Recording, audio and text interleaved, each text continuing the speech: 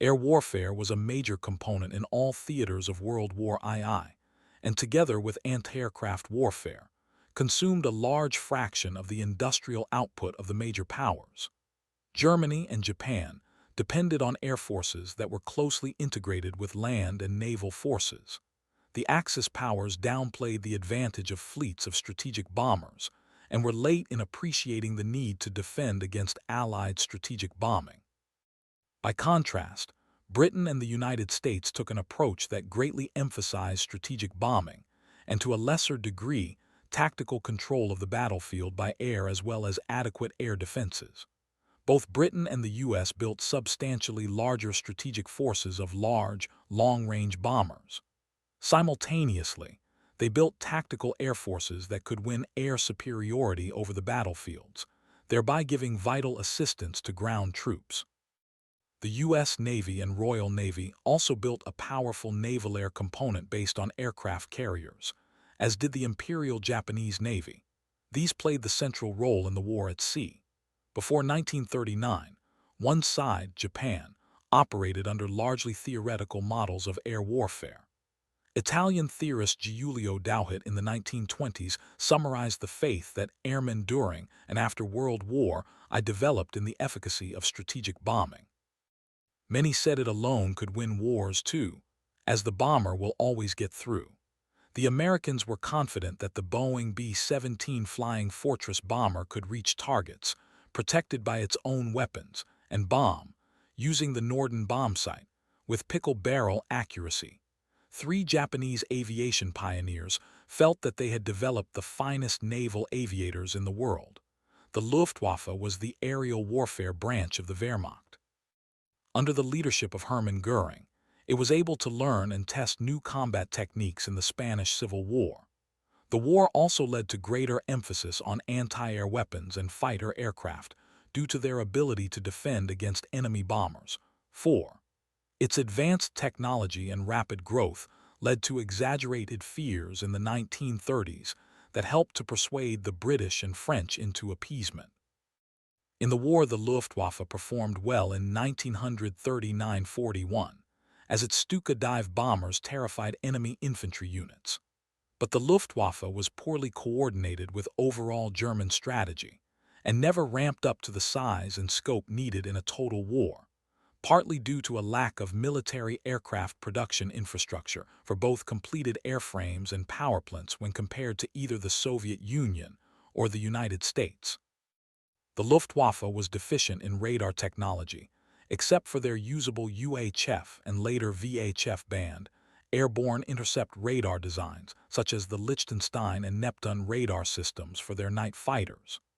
The Messerschmitt Me-262 jet fighter did not enter service until July 1944, and the lightweight Heinkel He-162 appeared only during the last months of the air war in Europe. The Luftwaffe could not deal with Britain's increasingly lethal defensive fighter screen after the Battle of Britain, or the faster P-51 Mustang escort fighters after 1943. When the Luftwaffe's fuel supply ran dry in 1944 due to the oil campaign of World War II, it was reduced to anti-aircraft flak roles, and many of its men were sent to infantry units.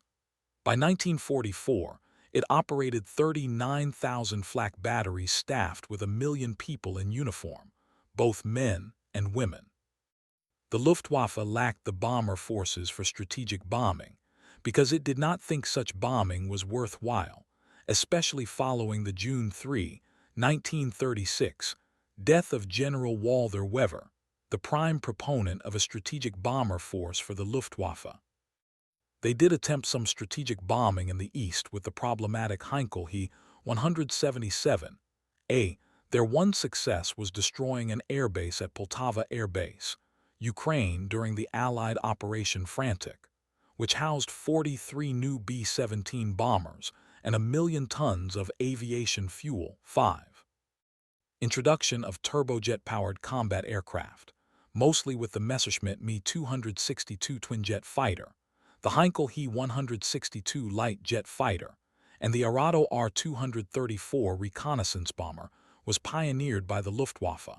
but the delayed period, 1944-45 of their introduction, much of which was due to the lengthy development time for both the BMW 3 and Junkers Jumo 4 jet engine designs, as well as the failure to produce usable examples of their two long-developed higher-power aviation engines, the Junkers Jumo 222 multibank 24-cylinder piston engine of some 2,500 HP, and the advanced Heinkel Hes 11 turbojet of nearly 2,800 lb of thrust, each of which were meant to power many advanced German airframe design proposals in the last years of the war, meant that they were introduced too little, too late, as so many other advanced German aircraft designs, and indeed many other German military weapon systems, had been during the later war years.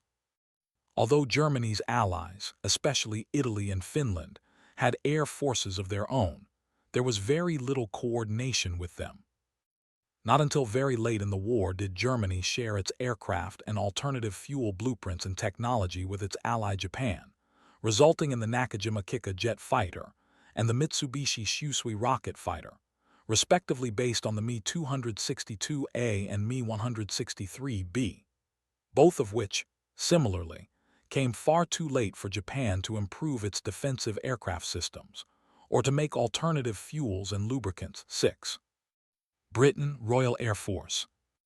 Main article, History of the Royal Air Force. Hawker Hurricanes and Supermarine Spitfires of the RAF, flying in formation in 1940. The British had their own very well-developed theory of strategic bombing and built the long-range bombers to implement it. 7. Once it became clear that Germany was a threat, the RAF started on a large expansion, with many airfields being set up and the number of squadrons increased. From 42 squadrons with 800 aircraft in 1934, the RAF had reached 157 squadrons and 3,700 aircraft by 1939. 8. They combined the newly developed radar with communications centers to direct their fighter defenses.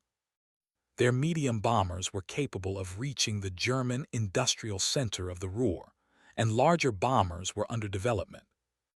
Aviation goggles and flying helmet used by famous RAF pilot Billy Strachan, 1921-1998.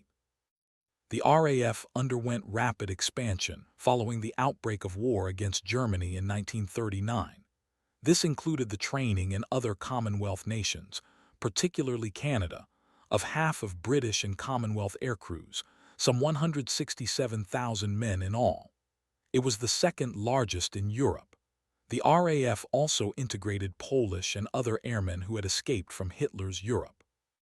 In Europe, the RAF was in operational control of Commonwealth aircrews and Commonwealth squadrons, although these retained some degree of independence, such as the formation of No. 6 Group RCAF to put Canadian squadrons together in a nationally identifiable unit. The RAF had three major combat commands based in the United Kingdom: RAF Fighter Command charged with defense of the UK, RAF Bomber Command, formed 1936, which operated the bombers that would be offensive against the enemy, and RAF Coastal Command, which was to protect Allied shipping and attack enemy shipping. The Royal Navy's Fleet Air Arm operated land-based fighters in defense of naval establishments and carrier-based aircraft. Later in the war, the RAF's fighter force was divided into two Air Defense of Great Britain, ADGB, for protecting the UK, and the 2nd Tactical Air Force for ground offensive support in the Northwest Europe campaign. Bomber Command participated in two areas of attack: the strategic bombing campaign against German war production, and the less well-known mining of coastal waters off Germany, known as gardening, to contain its naval operations and prevent the U-boats from freely operating against Allied shipping. In order to attack German industry, by night the RAF developed navigational aids, tactics to overwhelm the German defense's control system, tactics directly against German night fighter forces, target marking techniques, many electronic aids in defense and attack, and supporting electronic warfare aircraft. The production of heavy aircraft competed with resources for the Army and the Navy, and it was a source of disagreement as to whether the effort could be more profitably expended elsewhere. Increasingly heavy losses during the latter part of 1943 due to the reorganized Luftwaffe night fighter system, wild assault tactics, and Sir Arthur Harris' costly attempts to destroy Berlin in the winter of 1943-44, led to serious doubts as to whether Bomber Command was being used to its fullest potential. In early 1944, the UK Air Arm was put under Eisenhower's direct control, where it played a vital role in preparing the way for the Overlord invasion. 910. Soviet Union, Soviet Air Force. Main articles: Soviet Air Forces Section World War II. An Eastern Front World War II. Ilyushin Il-2s of the Soviet Air Forces, near Moscow in 1943. By the end of the war, Soviet annual aircraft production had risen sharply, with annual Soviet production peaking at 40,000 aircraft in 1944. Some 157,000 aircraft were produced, of which 126,000 were combat types for the Vojenno-Vazdushny Sily. VOYN and Ovelzdu in Yeru Yesel Yeru. Lit. Military Aerial Forces, or VVS, while the others were transports, trainers, and other auxiliary aircraft. 1112. The critical importance of the ground attack role in defending the Soviet Union from the Axis Operation Barbarossa through to the final defeat of Nazi Germany, with the Battle of Berlin, resulted in the Soviet military aviation industry creating more examples of the Ilyushin Il-2 Termovik during the war than any other military aircraft design in aviation history, with just over 36,000 examples produced. 13. During the war, the Soviets employed 7,500 bombers to drop 30 million bombs on German targets, with a density that sometimes reached 100-150 tons SQ kilometer. 1415. United States Army Air Forces. Main article: United States Army Air Forces. A consolidated Liberator I flying over Curtiss P-40 Warhawks of the U.S. Army Air Forces in 1943. Before the attack on Pearl Harbor, and during the period within which the predecessor U.S. Army Air Corps became the Army Air Forces in late June 1941, President Franklin D. Roosevelt gave command of the Navy to an aviator, Admiral Ernest King, with a mandate for an aviation-oriented war in the Pacific. FDR allowed King to build up land-based naval and marine aviation and seize control of the long-range bombers used in anti-submarine patrols in the Atlantic. Roosevelt basically agreed with Robert A. Lovett, the civilian Assistant Secretary of War for Air, who argued, "While I don't go so far as to claim that air power alone will win the war, I do claim the war will not be won without it." Army Chief of Staff George C. Marshall rejected calls for complete independence for the Air Corps because the land forces generals and the Navy were vehemently opposed. In the compromise that was reached, it was understood that after the war, the aviators would get their independence. Meanwhile, the Air Corps became the Army Air Forces, AAF, in June 1941, combining all their personnel and units under a single commanding general, an airman. In 1942, the Army reorganized into three equal components, one of which was the AAF, which then had almost complete freedom in terms of internal administration. Thus the AAF set up its own medical service independent of the Surgeon General, its own WAC units, and its own logistics system. It had full control over the design and procurement of airplanes and related electronic gear and ordnance. Its purchasing agents controlled 15% of the nation's gross national product. Together with naval aviation, it recruited the best young men in the nation. General Henry H. Arnold headed the AAF. One of the first military men to fly and the youngest colonel in World War I, He selected for the most important combat commands men who were 10 years younger than their Army counterparts, including Ira Eaker, B. 1896, Jimmy Doolittle, B. 1896, Hoyt Vandenberg, B. 1899, Elwood Pete Quesada, B. 1904, and youngest of them all, Curtis LeMay, B. 1906. Although a West Pointer himself, Arnold did not automatically turn to academy men for top positions. Since he operated independent of theater commanders, Arnold could and did move his generals around and speedily removed underachievers. 17. Aware of the need for engineering expertise, Arnold went outside the military and formed close liaisons with top engineers like rocket specialist Theodore von Karman at Caltech. Arnold was given seats on the U.S. Joint Chiefs of Staff and the U.S.-British Combined Chiefs of Staff. Arnold, however, was officially Deputy Chief of Army Staff, so on committees he deferred to his boss, General Marshall.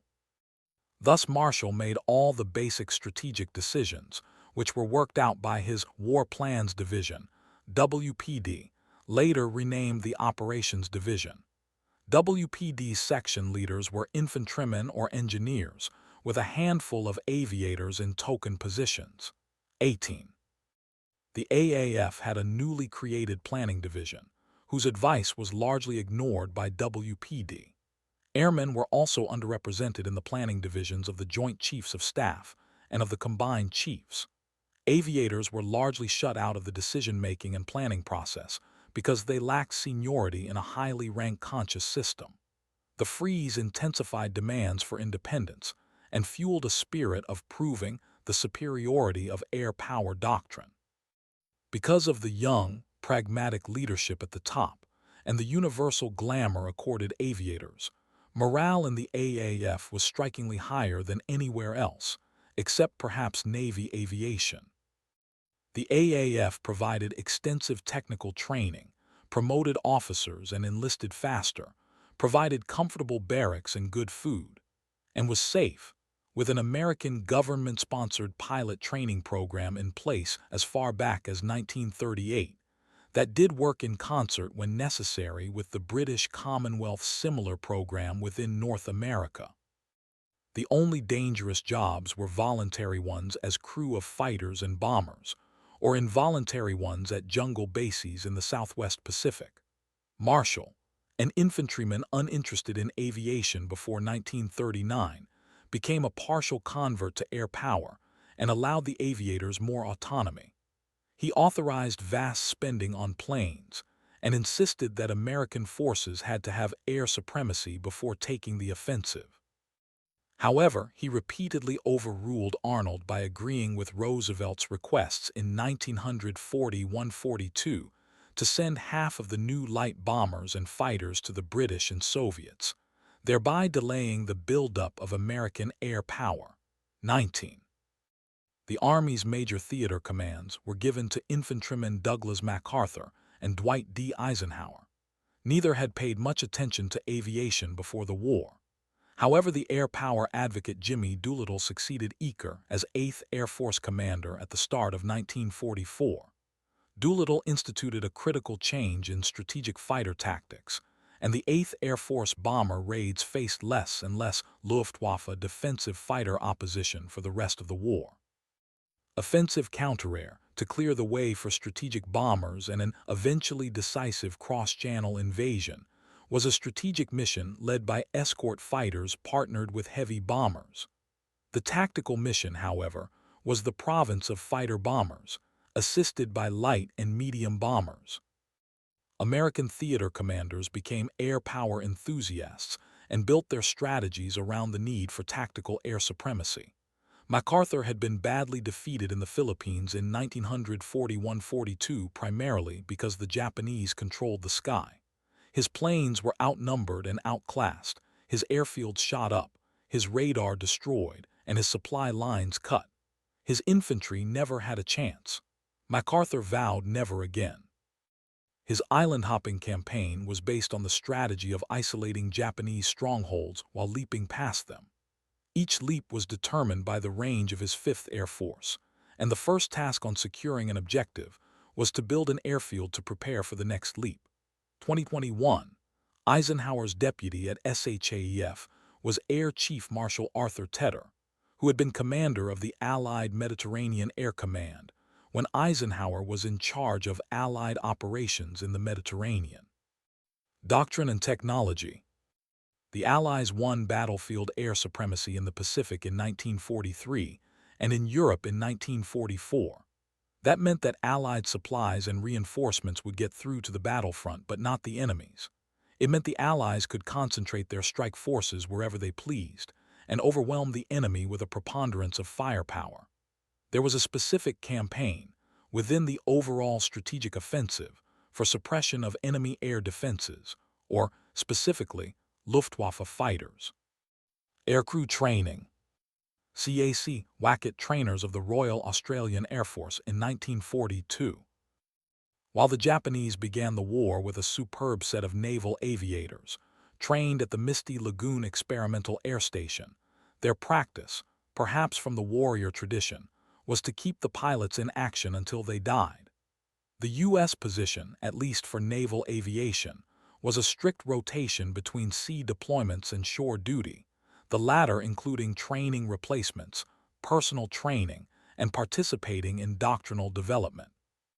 The U.S. strategic bombing campaign against Europe did this in principle, but relatively few crews survived the 25 missions of a rotation.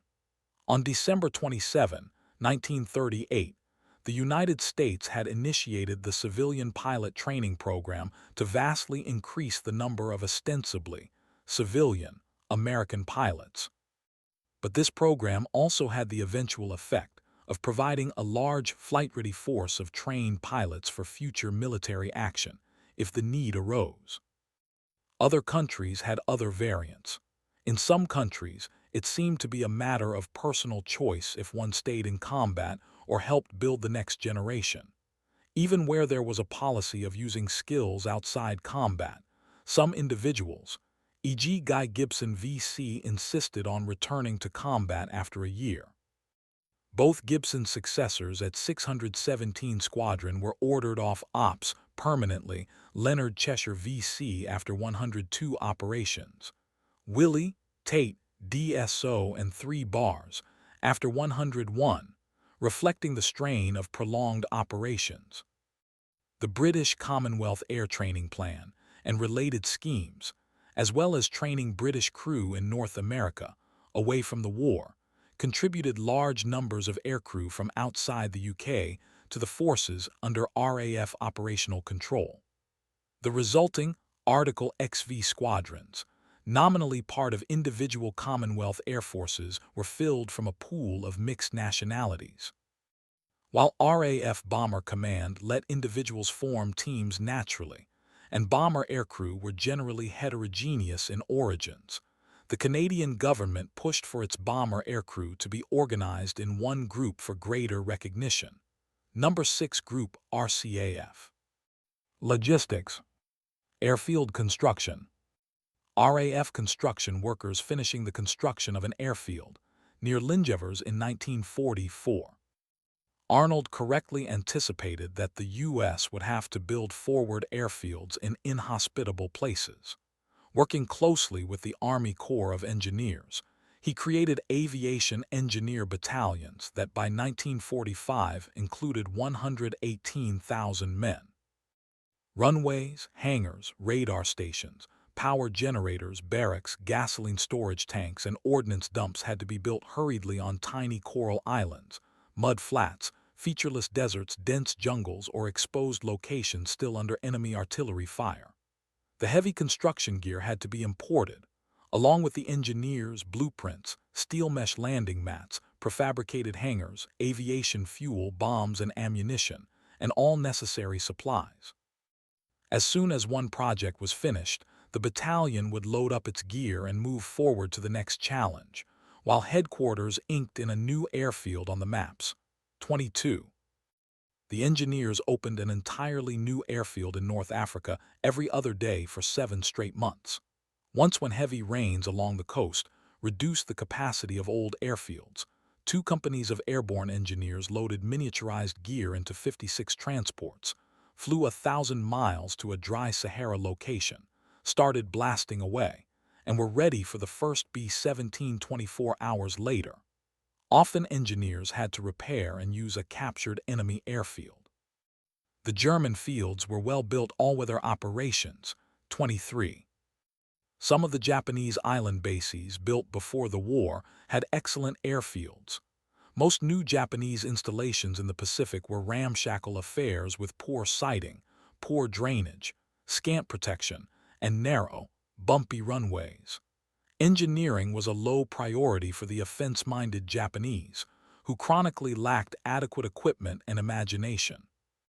On a few islands, local commanders did improve aircraft shelters and general survivability, as they correctly perceived the danger of coming raids or invasions. 24. In the same theater, the United States Navy's own construction battalions, collectively named the Seabees from the CB acronym adopted on the date of their formation in March 1942, would build over 100 military airstrips and a significant degree of the military support infrastructure, supplying the Pacific island hopping campaign of the Allies during the Pacific War through 1945, as well as elsewhere in the world during the war years. Tactical air power involves gaining control of the airspace over the battlefield, directly supporting ground units, as by attacks on enemy tanks and artillery, and attacking enemy supply lines and airfields. Typically, fighter planes are used to gain air supremacy, and light bombers are used for support missions. 25. Air supremacy. Gun camera photos of a Hawker Typhoon shooting down a Focke-Wulf FW-190 in 1943.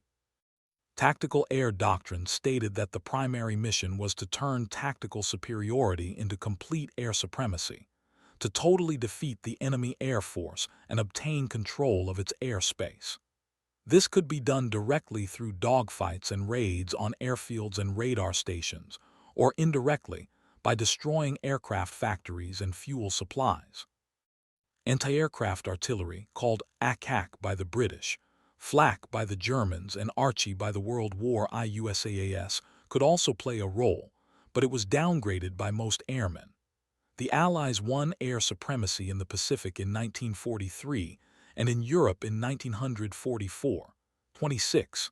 That meant that Allied supplies and reinforcements would get through to the battlefront, but not the enemy's.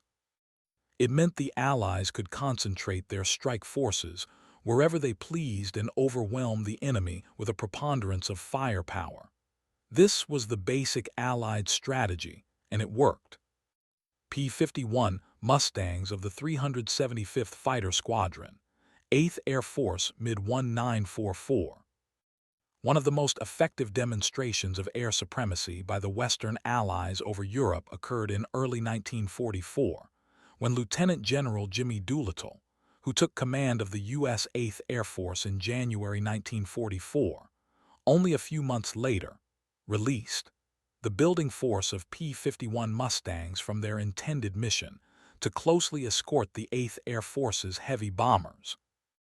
After getting help from British aviators in selecting the best available aircraft types for the task, the USAAF's Mustang squadrons were then tasked to fly well ahead of the bombers' combat box defensive formations by some 75-100 miles, 120-160 km, to basically clear the skies, in the manner of a sizable fighter sweep air supremacy mission, of any defensive presence over the Third Reich of the Luftwaffe's Jagdgeschwader single-seat fighter wings.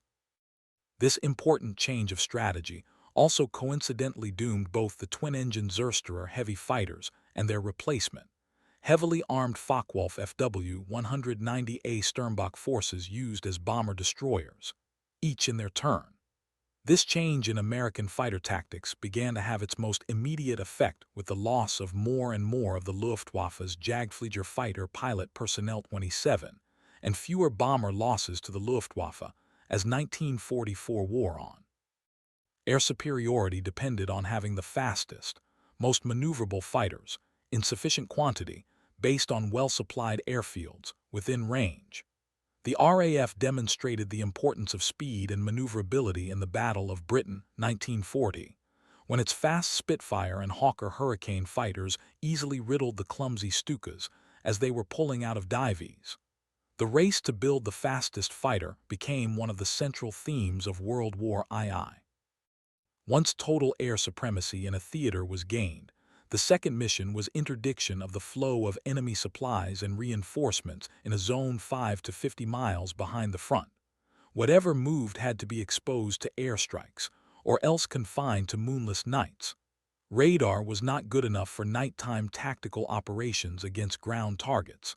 A large fraction of tactical air power focused on this mission. Close air support. A gun camera photo of a Wehrmacht convoy being strafed by a Balkan Air Force P-51 Mustang in 1945. The third and lowest priority from the AAF viewpoint mission was close air support, or direct assistance to ground units on the battlefront, which consisted of bombing targets identified by ground forces and strafing exposed infantry. 28. Airmen disliked the mission because it subordinated the air war to the ground war. Furthermore, slit trenches, camouflage, and flak guns usually reduced the effectiveness of close air support. Operation Cobra in July 1944 targeted a critical strip of 3,000 acres, 1,214 ha of German strength that held up the U.S. breakthrough out of Normandy. 29. General Omar Bradley, his ground forces stymied, placed his bets on air power. 1,500 heavies, 380 medium bombers, and 550 fighter bombers dropped 4,000 tons of high explosives. Bradley was horrified when 77 planes dropped their payloads short of the intended target. The ground belched, shook, and spewed dirt to the sky. Scores of our troops were hit, their bodies flung from slit trenches. Doughboys were dazed and frightened. A bomb landed squarely on McNair in a slit trench and threw his body 60 feet and mangled it beyond recognition except for the 3 stars on his collar. 30. The Germans were stunned senseless, with tanks overturned, telephone wires severed, commanders missing, and a third of their combat troops killed or wounded. The defense line broke. J. Lawton Collins rushed his VII Corps forward. The Germans retreated in a rout. The Battle of France was won. Air power seemed invincible. However, the sight of a senior colleague killed by error was unnerving, and after the completion of Operation Cobra, Army generals were so reluctant to risk friendly fire casualties that they often passed over excellent attack opportunities that would be possible only with air support. Infantrymen, on the other hand, were ecstatic about the effectiveness of close air support. Air strikes on the way. We watch from a top window as P-47s dip in and out of clouds through suddenly erupting strings of Christmas tree lights flak, before one speck turns over and drops toward Earth in the damnest site of the Second World War. The dive bomber attack, the speck snarling, screaming, dropping faster than a stone until it's clearly doomed to smash into the Earth. Then, past the limits of belief, an impossible flattening beyond houses and trees, an upward arch that makes the eyes hurt. And as the speck hurtles away, WHOOM, the Earth erupts 500 feet up in swirling black smoke. More specks snarl, dive, scream, 2 squadrons, 8 of them, leaving congealing, combining, whirling pillars of black smoke, lifting trees, houses, vehicles, and we devoutly hope bits of Germans. We yell and pound each other's backs. Gods from the clouds, this is how you do it. You don't attack painfully across frozen plains. You simply drop in on the enemy and blow them out of existence. 31. Some forces, especially the United States Marine Corps, emphasize the air-ground team. The airmen in this approach also are infantrymen who understand the needs and perspective of the ground forces. There was much more joint air-ground training, and a given air unit might have a long-term relationship with a given ground unit, improving their mutual communications. 32. In Northwest Europe, the Allies used the taxi rank, or cab rank, system for supporting the ground assault. Fighter bombers such as the Hawker Typhoon or P-47 Thunderbolt, armed with cannon, bombs and rockets would be in the air at 10,000 ft over the battlefield. When support was required, it could be quickly summoned by a ground observer. While often too inaccurate against armored vehicles, rockets had a psychological effect on troops and were effective against the supply-carrying trucks used to support German tanks. Pioneering use of precision-guided munitions. Main articles: Azon Fritz X and Henschel HS-293. A German Fritz X glide bomb. An American Bat anti-ship glide bomb with its development team. Rear view of an Azon MCLOS guided bomb, showing details. Both the Luftwaffe and USAAF pioneered the use of what would come to be known as precision-guided munitions during World War II. The Luftwaffe was the first to use such weapons with the Fritz X armor-piercing anti-ship glide bomb on September 9, 1943, against the Italian battleship Roma. Roman 3. Grupp/KG-100's Dornier Do-217 medium bombers achieved 2 hits, exploding her powder magazines and sinking her. Both the Fritz X and the unarmored, rocket-boosted Henschel HS-293 guided glide bomb were used successfully against Allied shipping during the Allied invasion of Italy following Italy's capitulation to the Allies earlier in September 1943.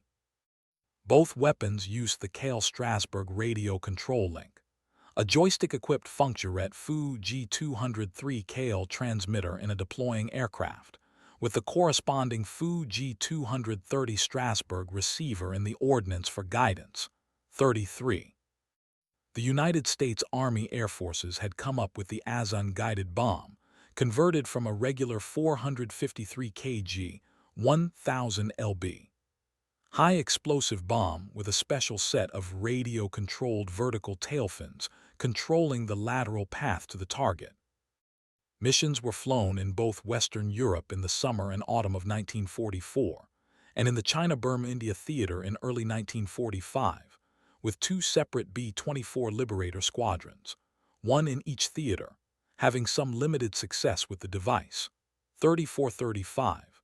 The U.S. Navy's BAT unpowered anti-ship ordnance was based around the same half-ton HE bomb as the Azon, but with the same bomb contained within a much more aerodynamic airframe, and used a fully autonomous onboard radar guidance system to control its flight path, rather than an external source of control for the Azon.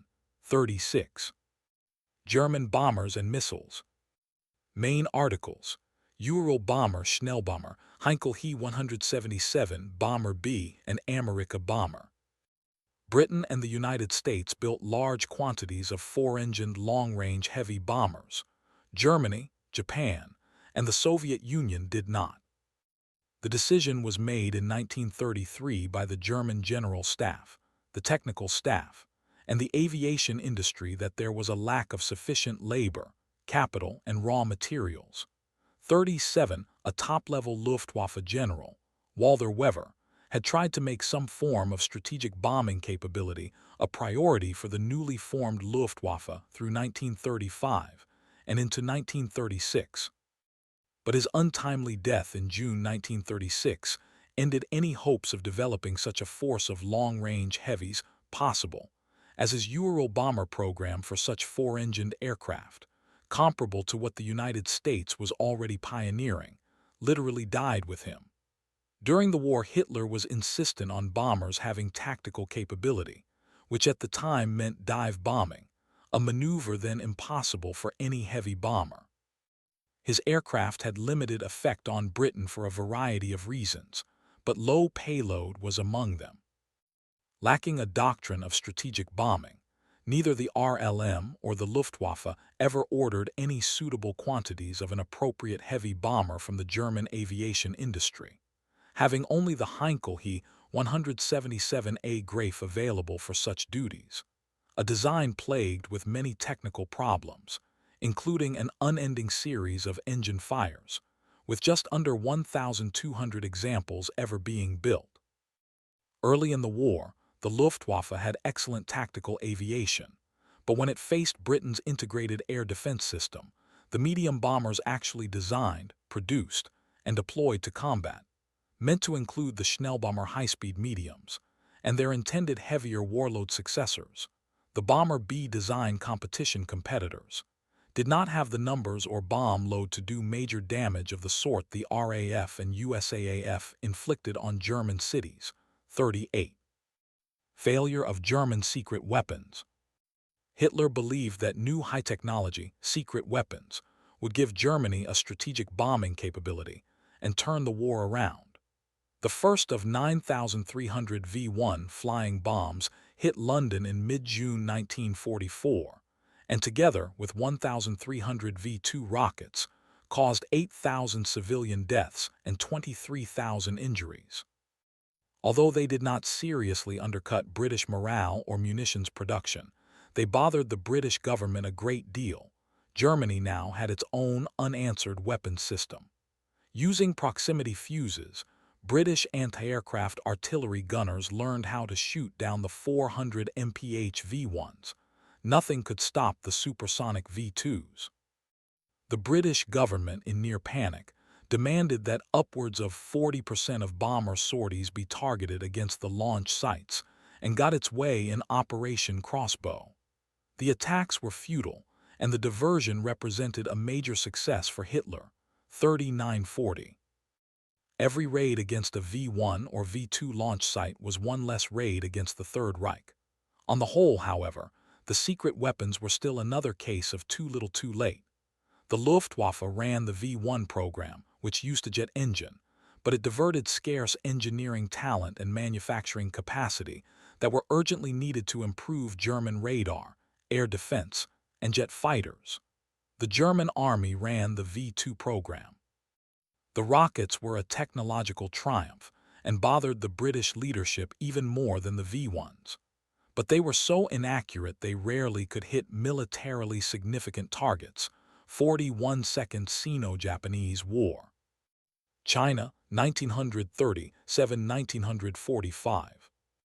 The air war over China were the largest air battles fought since the Great War, involving the first prolonged and mass deployments of aircraft carriers in support of expeditionary forces, extensive close air support and air interdiction strikes, significant use of air power in the attacks against naval assets, and much of the technological and operational transitioning from the latest biplane fighter designs to the modern monoplane fighter designs. 42. Although largely a forgotten war by Western standards, the significance and impact of the air war between China and the Empire of Japan cannot be denied.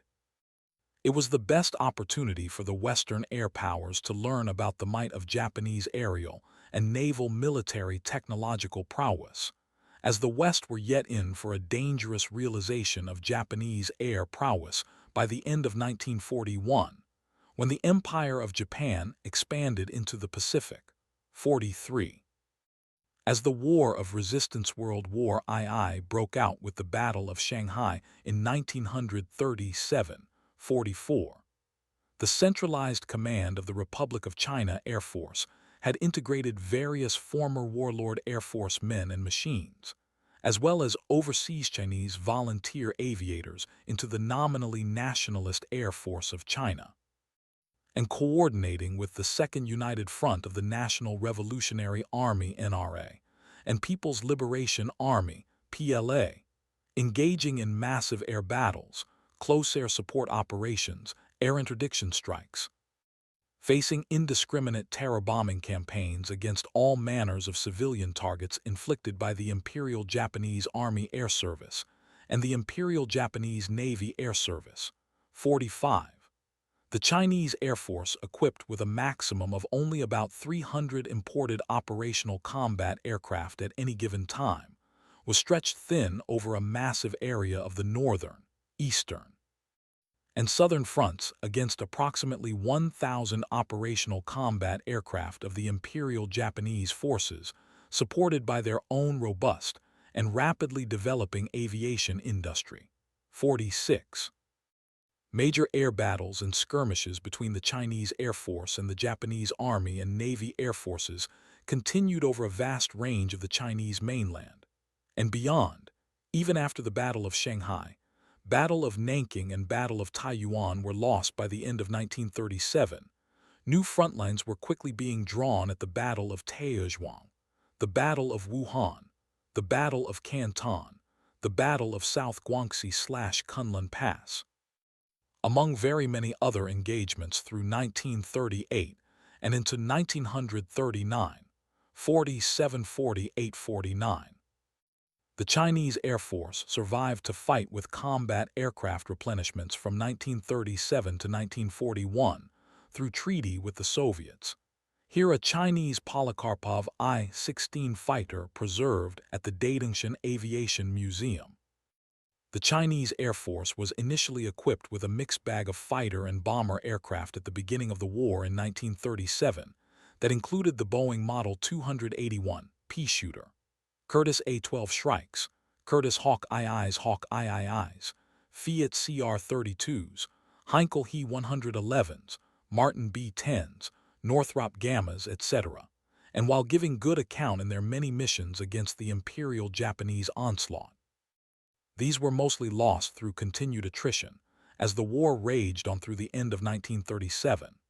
The Chinese Air Force, however, would continue to fight on for years to come, as they were replenished through the Sino-Soviet Non-Aggression Pact of 1937, and transitioning almost entirely into Soviet-made Polikarpov I-15, I-153, and I-16 fighters, as well as Tupolev SB-2 and TB-3 bombers by 1938.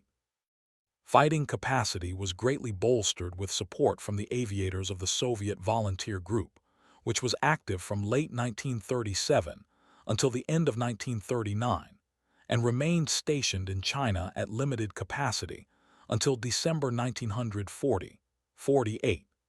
The Chinese would remain with these increasingly obsolescent aircraft, as the Japanese made tremendous advancements in aircraft and engine technologies. 50-51. Air War Stalemate at the National Fortress of Chongqing. Main article, Bombing of Chongqing.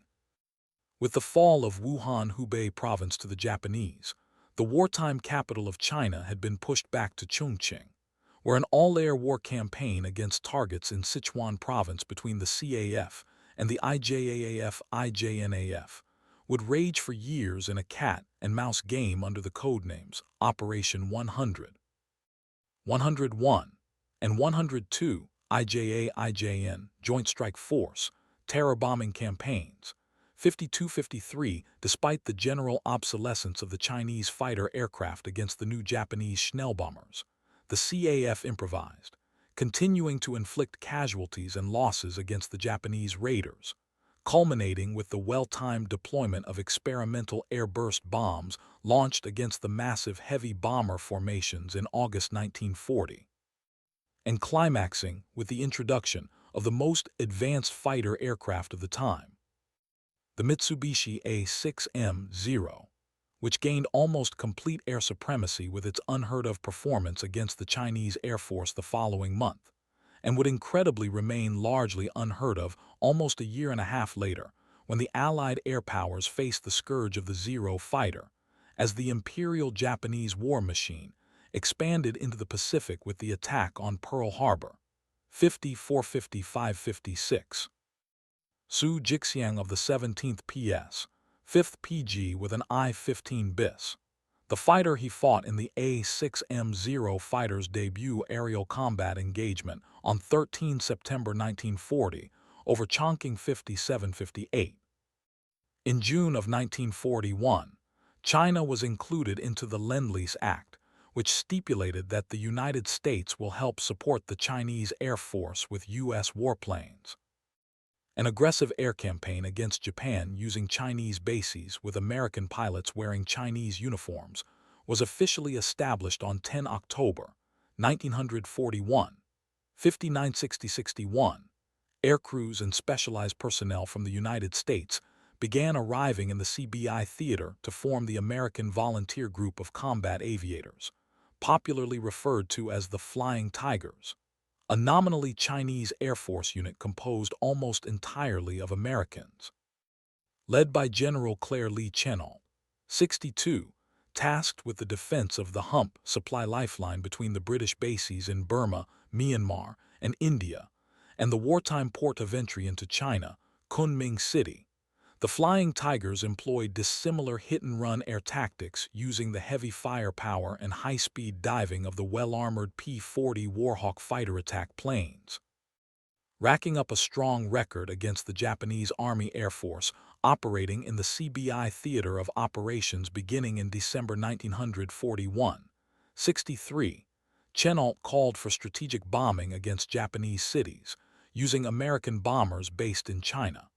The plan was approved by Roosevelt and top policymakers in Washington, and equipment was on the way in December 1941.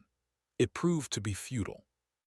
American strategic bombing of Japan from Chinese bases began in 1944, including the firebombing of Wuhan, 64, using Boeing B-29 Superfortress under the command of General Curtis LeMay. But the distances and the logistics made an effective campaign impossible. 65.